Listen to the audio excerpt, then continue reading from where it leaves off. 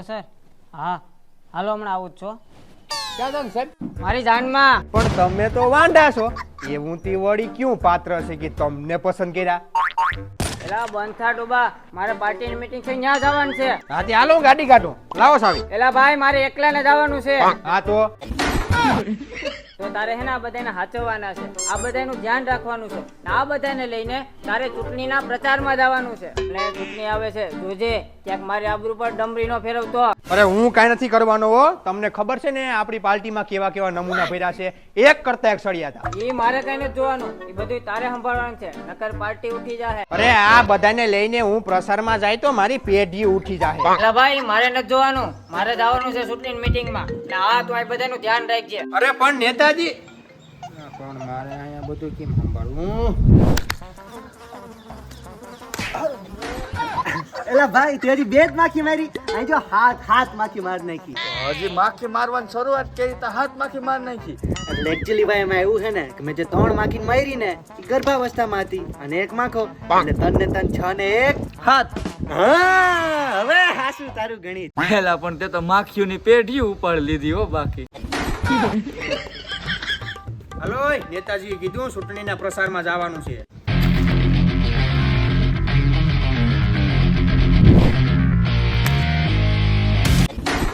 એટલે ચૂંટણીના પ્રસારમાં જવાનું છે ત્યાં સીનું નાખવા નથી જવાનું. હવે ભાઈ માણસના મેળમાં તો રહેવું ને યાર. કાલ જેવાન તેવા વેહમાં ગયા તા એક બેન હાથમાં રોટલી આપીને ગયા. એમ કીધું કે લે બેટા આ તું ખાઈ લે ને મને કઈક સારા આશીર્વાદ દે. ગરીબના આશીર્વાદ બહુ લાગે. આપણને એવા સમજે કઈક મેળમાં તો રહેવું ને ભાઈ. હા ભાઈ હાલો ની. હવે હું કહીશું નેતાજી તો નથી. નેતાજી વગર ચૂંટણીનો પ્રચાર કેમ કરશું? અરે પણ નેતાજી તો મીટિંગમાં ગયા છે. મીટિંગમાં પણ પ્રચારમાં તો નેતા જ હોય ને. એમને થોડા કોઈ સાંભળે આપણને જોવા આવે છે કે નેતાજીને જોવા આવે છે. હા હો ભાઈ ખબર ને ઓલી વખતે આપણે નેતાજી વગર ગયા હતા ને પબ્લિકે ખુરશી એ માર્યા હતા. વાહમાં સાંભળજી એમના એમ છે. એટલે હવે એક કામ કરી આપણામાંથી એક નેતા બની જાય. એટલે ઈ વાત હાચી પણ આપણે તો બોલતા નથી આવડતું. તો નેતાજી કોણ બનશે? આપણો નટુ. હા એટલે ઈ હાલે પણ ઈ છે ક્યાં? હમણાં મારે એની હારે વાત થઈ. હમણાં આવે કોલમાં એને મને કીધું સેજ કબજિયાત જેવું છે થાતું હતું. જ્યારે મને કબજિયાત થઈ છે ત્યારે મારી જાનુડીએ મારો રાત આપ્યો છે. ત્યારે આ મજામાં ને બાકી તો કઈ વાંધો નહીં.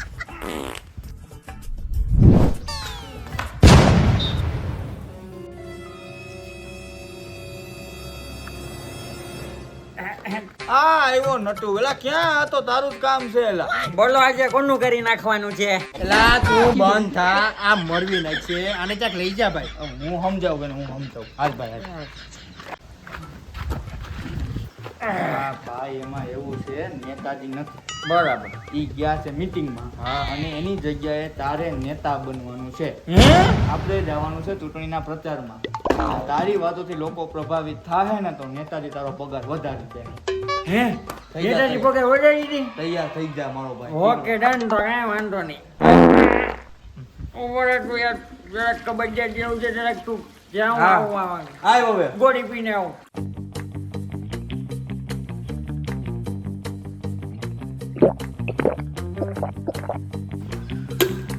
બની ગયો નેતાજી. હાલો પ્રોગ્રામ પબ્લિક કેંગી.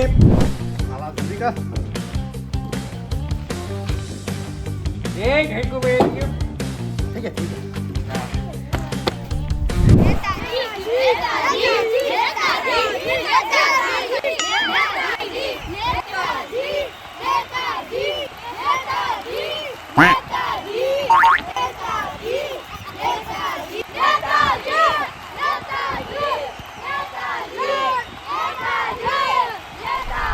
તારા કઈક નસીબ હશે ભાઈ.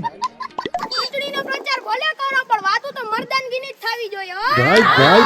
ભાઈ તો નમસ્કાર મારા વાલાઓ. તો આજે અમે અહીંયા અમારા મિત્રનું સમૂહ લગ્નમાં નામ લગાવવા આવ્યા છીએ. અને આ શુભ અવસર પર જો તમારા કોઈને મરસિયા ગાવા હોય તો અમારા ભાઈ શ્રી બુટાભાઈને નામ લખાવી દેવું. આપણે ચૂંટણીના પ્રચારમાં આવ્યા છે, સમૂહ લગ્નની ક્યાં દેહો? તો મિત્રો આજે અમે તમારા માટે ગિફ્ટ લઈ આવ્યા છીએ અને આ ગિફ્ટ છે ડોલ. અમારે ડોલને શું કરવી? અરે ઘણા ઉપયોગ છે. હેઠવાળો કાઢવામાં, બાથરૂમમાં નાહવામાં અને મજબૂત એટલે અમારા બુઢા ભાઈના વાહન જેવી મજબૂત હો, બાકી કઈ ના ઘટે ડોલમાં. એલા આપણે ડોલ વેચવા નથી આવ્યા, ચૂંટણીનો પ્રચાર કરવા આવ્યા. ઓય એવું સારો. તો હા મિત્રો, આપણે એક જૂથ થઈને કંઈક એવું નવું નિર્માણ કરવાનું છે, એક એવું સંગઠન બનાવવાનું છે કે આપણા આવનારા સમયના બધાયના સુપડા સાફ થઈ જાય. એટલે કે ભ્રષ્ટાચારના સુપડા સાફ થઈ જાય એમ. નવું કયો તો કાયમ સાંભળી છીએ અમે. નવામાં તો કઈ નહીં, જલસા હો. તમે કયો તબિયત પાણી હારા ને? એટલે કે તમે નવી પેઢી છો, આવનારી પેઢીનું ભવિષ્ય છો, એટલે તમે નવા મશીનના ઉપયોગની મદદથી તમે નવા ભજીયા, નવા ગાંઠિયાની વેરાયટી બનાવી શકો છો અને એનો ઉપયોગ કરી શકો છો ખાવામાં. તો હવે આમાં કોઈને પ્રશ્ન હોય તો હામો આવે. આવ કમા આવ બાપ આવ. આમાં તો મારું ભવિષ્ય ખતરામાં છે. તો હવે હું અમારી પાર્ટી વિશે થોડું ઘણું તમને કહેવા માંગુ છું. હાલ ભાઈ, વાહ મજબૂત કરી લે, આજ માર ખવડાવીને જ માનવાનો હે. અમારી પાર્ટીના કાર્યકર્તાઓ તનતોડ મહેનત કરે છે મિત્રો. દરરોજ આઈસ્ક્રીમ 11માં પૈસા નાખે છે. એક વખત મારા વાલાઓ, એક વખત ખાલી 1 કરોડનું જેકપોટ લાગી જવા દો. તમારા બધા માટે સમૂહ લગ્નનું આયોજન કરવામાં આવશે. અને આ પૈસા અમે જીતશું કોના માટે? તમારા માટે. અને આ પૈસા જીત્યા બાદ કોના આધાર ઉપર ખર્ચશું? તમારા આધાર પર. અને આ પૈસા જીત્યા બાદ સમૂહ લગ્ન કોના થશે? તમારા. પણ અમારા લગ્ન તો થઈ ગયા. તો મિત્રો બીજી વખત મોકો આપવામાં આવશે, કારણ કે ફાંસીએ ચડેલા કેદીને પણ એક ઈચ્છા જીવી લેવાની આપવામાં આવે છે. તમે તમારે બીજી વખત લગ્ન ટપકારો. કોણ ના પાડે છે? હું બેઠો છું તમારી સાથે. ઈ ક્યાં કરે ને ઘરવાળી ગોબા ઉપર લે હેના. અને હા મિત્રો, જો તમે મને એક મોકો આપશો તો તમારા લગ્ન હું આપણા પાડોશી દેશ ચાઇનામાં પણ કરાવી આપીશ. અને આ લગ્નનું આયોજન કયું હશે? સમૂહ લગ્નનું આયોજન. ક્યારનો સમૂહ લગન જામી પડ્યો. મિત્રો, લગ્ન મારા પણ નથી થયા, માનું છું.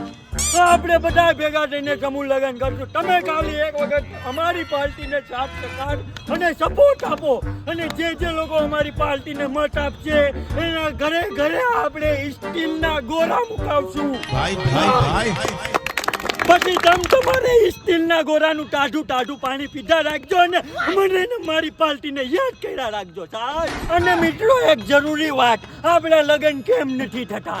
કેમ કે તમે અમારી પાર્ટીને મત નથી આપતા. એટલે કેમ કે બીજા કોઈ લોકો આપણા જેવા વાંધાઓની વ્યથા સમજતા જ નથી, એટલે જ તમારા અને મારા જેવા યુવાનો પરણતા નથી. અને આપણા બધા ભાઈ, એમને હું કઈ રીતે ભૂલી શકું છું? એમના બહુ જ ઉપકાર છે આપણી પાર્ટી ઉપર. અને એ વાંધાના આશીર્વાદની સાથે હું આ પોઝિશન ઉપર આ સ્થળ ઉપર ઊભો છું. તો મિત્રો, હવે આપણા ઓરિજિનલ નેતા ભોપાભાઈ આપણી સમક્ષ પધારી રહ્યા છે અને સ્પીચ આપશે, તો ધ્યાનથી સાંભળજો. આવો ભોપાભાઈ, આવો. ભોપાભાઈ, મિત્રો હવે હું રજા લઉં છું. ભોપાભાઈ આગળની સ્પીચ આપશે. ભોપાભાઈ. નમસ્કાર મિત્રો. તો આપણા નટુભાઈ જે કીધું એ સાચું જ કીધું હે. અને નટુભાઈ છે એ મારા ભાઈ સમાન છે. અને હા, એને શું કીધું? સમૂહ લગ્ન. હા, એમણે જે સમૂહ લગ્નની વાત કરેલી છે તે એકદમ સાચી છે.